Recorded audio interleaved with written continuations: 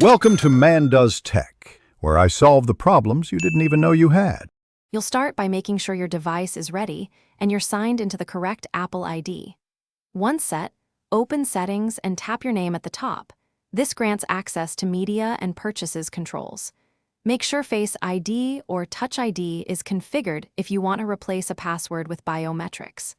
Now tap Media and Purchases, then choose View Account when prompted. These steps move you directly into the purchase and password settings so you can change authentication behavior. Once in Account Controls, select Password Settings. On some iOS versions, you'll find it under Password and Security. Here you can disable Require Password for purchases or switch the setting to a longer grace period, which reduces prompts.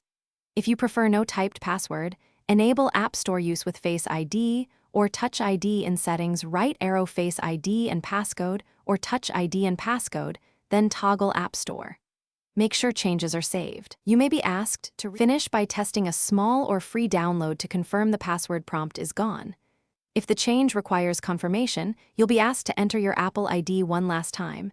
Do that and recheck the toggle. If you still see prompts, make sure family sharing or screen time purchase restrictions aren't enforcing a password. Once done, restart the device, sign out and back into your Apple ID if needed.